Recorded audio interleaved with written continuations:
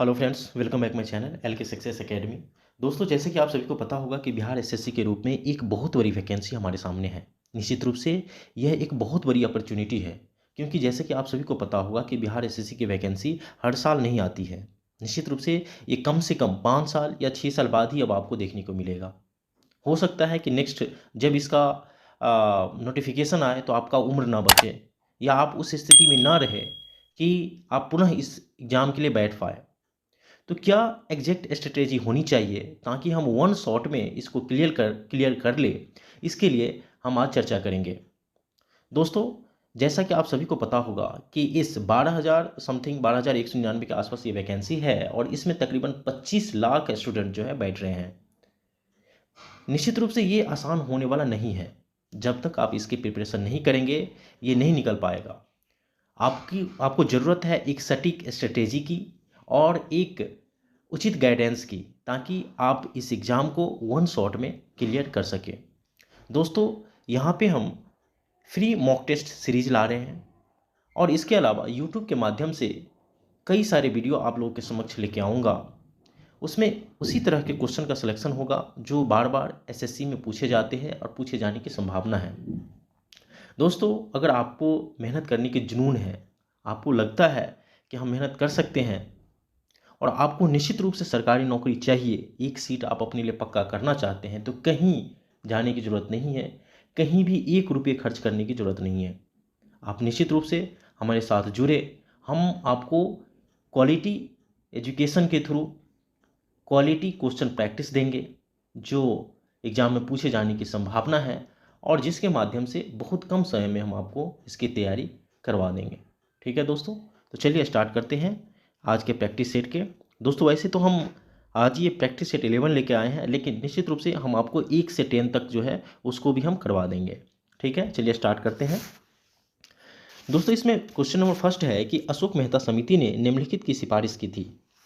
तो जैसे कि आप सभी को पता होगा कि अशोक मेहता समिति के द्वारा जो है वो द्विस्तरीय सरकार की सिफारिश, यानी पंचायती राज सरकार में द्विस्तरीय पंचायत की सिफारिश की गई थी।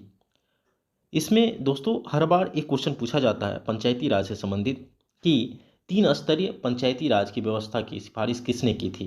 तो इसमें जब भी आपको इस तरह क्वेश्चन पूछा जाए तो आप बलवंत राय मेहता समिति को याद रखेंगे, और उन्होंने ही जो है वो त्रिस्तरीय पंचायती राज व्यवस्था की सिफारिश की थी। इसके अलावा एक क्वेश्चन और पूछा जाता है कि विकेंद्रीकरण, यानी सत्ता का जो विकेंद्रीकरण का सबसे पहला प्रयास किसके द्वारा किया गया था।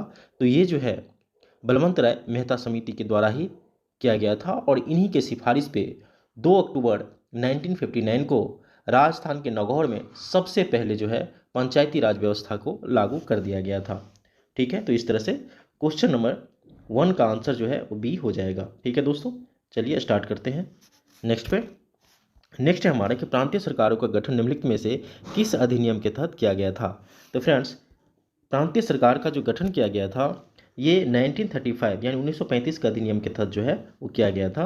बी इसका आंसर, ये इसका आंसर हो जाएगा। नेक्स्ट पे चलेंगे।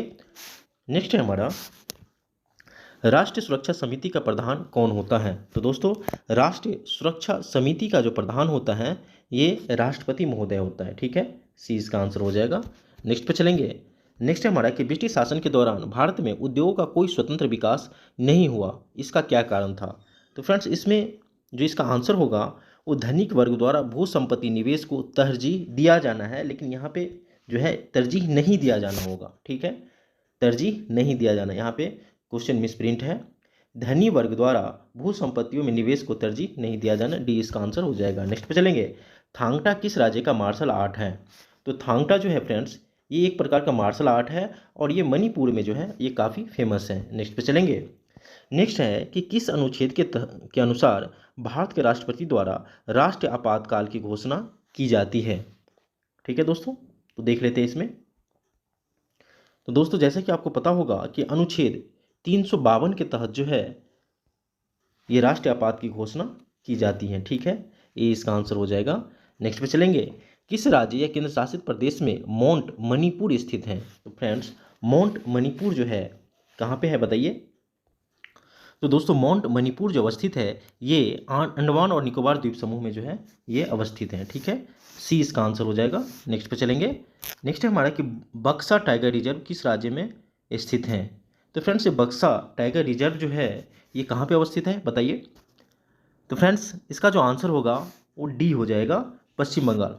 दोस्तों यहाँ पे हम कुल 50 क्वेश्चन को जो है टेस्ट सीरीज लेकर चलेंगे। अगर 50 क्वेश्चन में 30 या 32 आपका है तो निश्चित रूप से आपका स्कोर बहुत ही बढ़िया समझा जा सकता है। और इसी तरह से लगातार प्रैक्टिस करने की ज़रूरत है, क्योंकि ये जो प्रैक्टिस सेट है ये काफ़ी अच्छी लेवल के है और इसमें काफ़ी अच्छे लेवल के क्वेश्चन को जो है डिस्कस किया गया है। नेक्स्ट पे चलेंगे।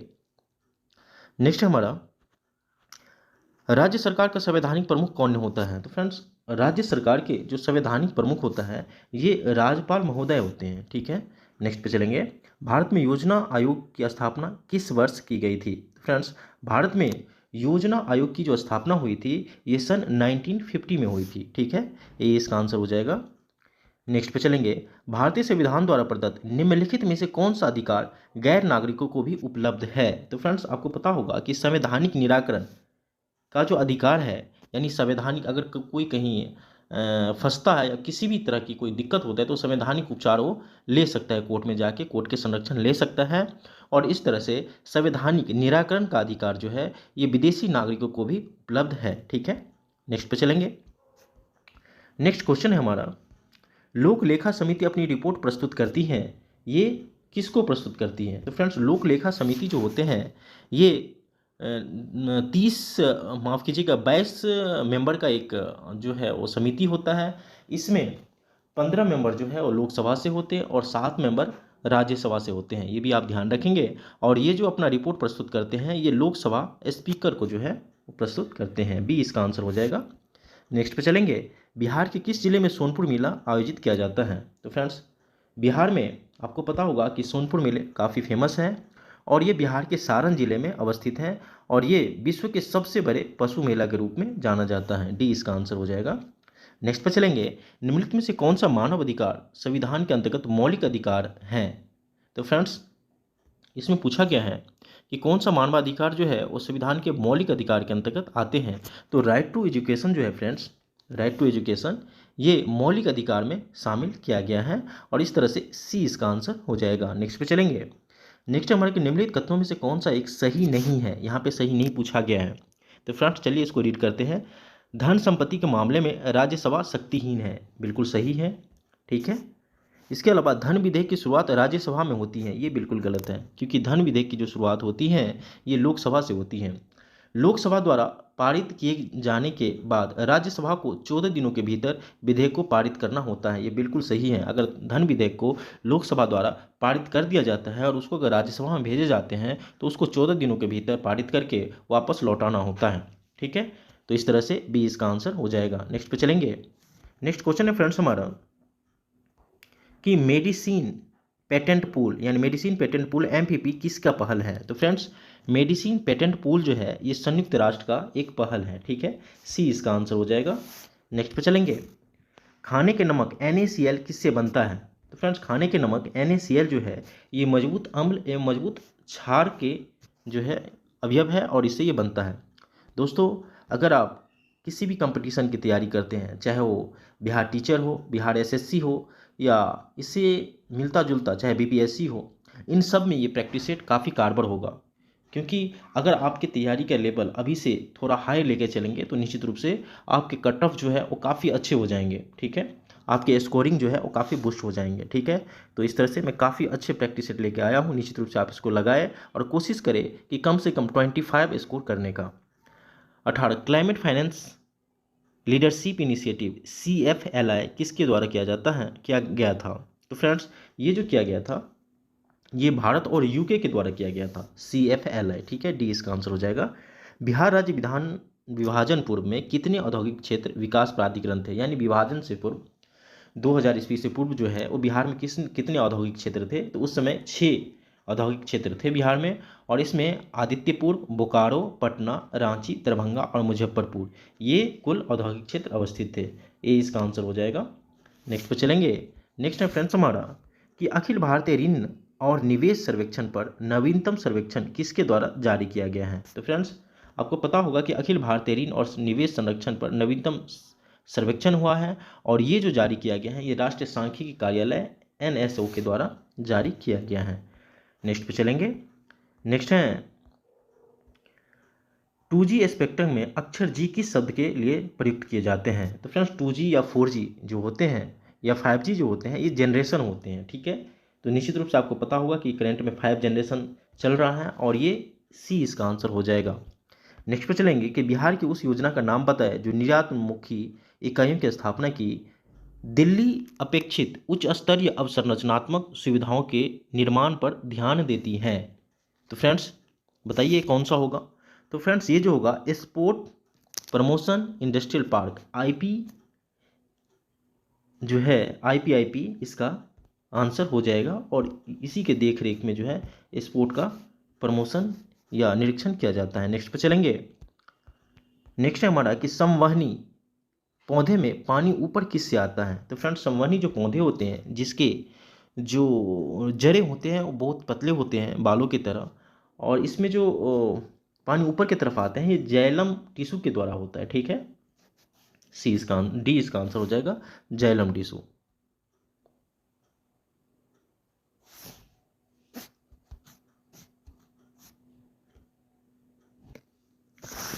नेक्स्ट क्वेश्चन है फ्रेंड्स हमारा कि निम्नलिखित में से किस नदी पर मिनी माता परियोजना अवस्थित है? तो मिनी माता परियोजना जो अवस्थित है फ्रेंड्स ये जो है ये हंसो नदी पर अवस्थित है, ठीक है। हंसो नदी ऑप्शन में नहीं दिया गया है, छत्तीसगढ़ में अवस्थित है, और इस तरह से ई इसका आंसर हो जाएगा हंसो नदी, ठीक है। हंसो नदी, ठीक है, ध्यान रखेंगे। नेक्स्ट पे चलेंगे। नेक्स्ट है कि किसके प्रयत्न से बिहार प्रांतीय कांग्रेस का दूसरा अधिवेशन हुआ था? तो फ्रेंड्स बिहार प्रांतीय कांग्रेस के दूसरा जो अधिवेशन हुआ था ये श्री दीप नारायण के जो है वो निरीक्षण में हुआ था, और इसी के प्रयत्नों के फलस्वरूप जो है ये दूसरा अधिवेशन बिहार में हुआ था। नेक्स्ट पे चलेंगे। नेक्स्ट क्वेश्चन है हमारा कि पौधों का कौन सा भाग फूल बनने के उद्दीपन ग्रहण करता है? तो फ्रेंड्स पौधे का जो पर्ण है यानी लिव्स है ये फूल बनने में जो है उद्दीपन ग्रहण करने का कार्य करता है, और सी इसका आंसर हो जाएगा। नेक्स्ट पे चलेंगे। नेक्स्ट क्वेश्चन है हमारा कि बिहार के उद्योगों का कमिश्नरी दफ्तर कहाँ पे अवस्थित है? तो फ्रेंड्स ये इसका आंसर हो जाएगा। दोस्तों इस तरह का अगर कोई भी क्वेश्चन आपसे पूछा जाता है और आपको अंततः अगर आंसर ना मालूम हो तो निश्चित रूप से अगर पटना आंसर में है तो पटना आप उसको आंसर टिक करेंगे, ठीक है। ये टिक ट्रिक है और इसको आप निश्चित रूप से ध्यान रखेंगे, क्योंकि आपको पता होगा कि बिहार के जितने भी कमिश्नरी दफ्तर है या मेन उसका हेड ऑफिस है वो पटना में ही है, और अगर आपको इस स्थिति में आंसर ना मालूम हो तो पटना के साथ आप जा सकते हैं। हजारीबाग में बिहार स्टूडेंट कॉन्फ्रेंस का 16वां अधिवेशन हुआ था, ये कब हुआ था बताइए? तो ये जो हुआ था फ्रेंड्स हजारीबाग में ये सन 1921 में हुआ था, ठीक है दोस्तों। ये इसका आंसर हो जाएगा 1921। नेक्स्ट पे चलेंगे। नेक्स्ट क्वेश्चन है हमारा कि भ्रूण किस में मिलता है बताइए? तो भ्रूण जो मिलता है फ्रेंड्स ये आपको पता होगा कि ये मुख्यतः बीज में मिलता है, ठीक है। नेक्स्ट पे चलेंगे। उत्तर बिहार किसके लिए प्रसिद्ध है? तो फ्रेंड्स जब भी आपको इस तरह से क्वेश्चन पूछे कि उत्तर बिहार किसके लिए प्रसिद्ध है और अगर बाढ़ आंसर में हो तो निश्चित रूप से आप बाढ़ को टिक करेंगे। अगर इसी तरह के क्वेश्चन अगर दक्षिण बिहार के संबंध में पूछा जाए कि दक्षिण बिहार किसके लिए प्रसिद्ध है तो उसमें आपको सूखा जो है वो आंसर करेंगे, ठीक है। नेक्स्ट पे चलेंगे। प्रकाश संश्लेषण में होता है, ये क्या होता है? तो प्रकाश संश्लेषण जो होता है फ्रेंड्स ये मुख्यतः क्लोरोप्लास्ट में होता है, ठीक है। सी इसका आंसर होगा। निम्नलिखित में से कौन सा शहर राष्ट्रीय राजमार्ग 2 पर अवस्थित नहीं है?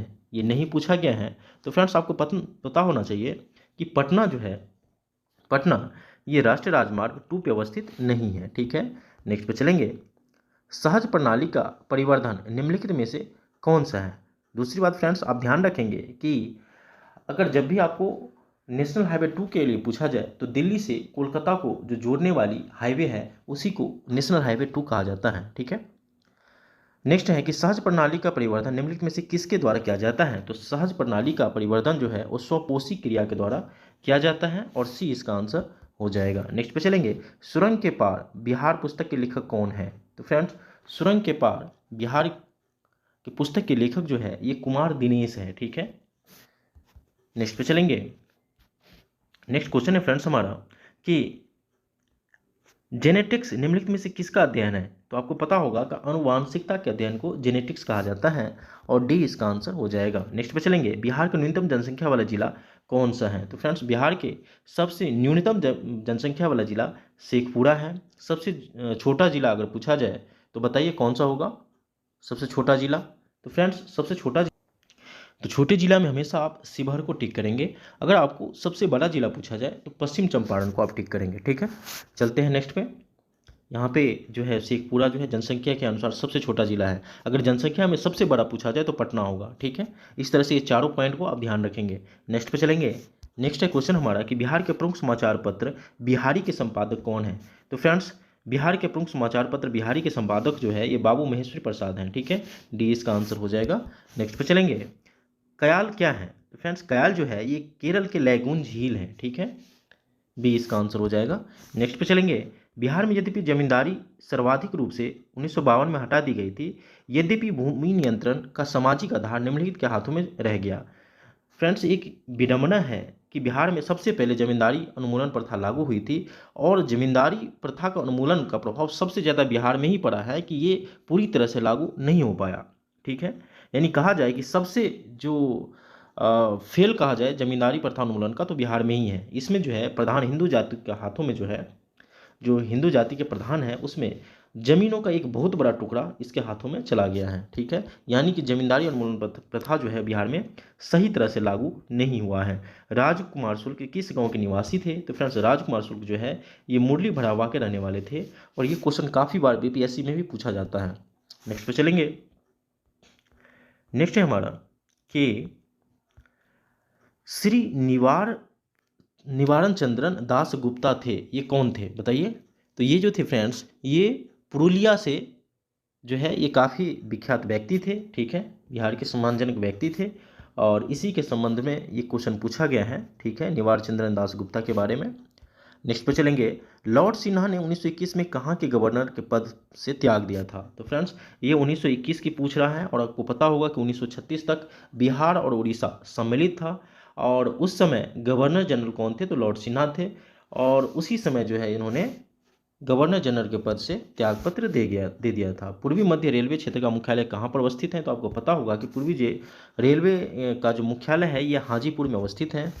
नेक्स्ट पे चलेंगे, कुंवर सिंह राजा थे, ये कहाँ के राजा थे? तो फ्रेंड्स कुंवर सिंह जी जो थे ये जगदीशपुर के राजा थे। नेक्स्ट पे चलेंगे, करेवा निक्षेप किसकी खेती के लिए उपयुक्त है? तो करेवा निक्षेप जो है ये मुख्यतः जम्मू एंड कश्मीर में पाया जाता है, यानी कि कश्मीर में मुख्य रूप से पाया जाता है और ये केसर के लिए काफ़ी प्रसिद्ध है। केसर आंसर में नहीं है इसीलिए ई इसका आंसर हो जाएगा। नेक्स्ट पे चलेंगे, बिल तथा मिलिंडा गेट्स फाउंडेशन द्वारा स्थापित भारत के लिए कार्यक्रम HAN किसके प्रतिरोध के लिए कार्यरत हैं? तो फ्रेंड्स ये मुख्य रूप से HIV एड्स के उन्मूलन के लिए कार्यरत हैं और ये क्वेश्चन काफ़ी बार जो है एग्जाम में पूछे गए हैं।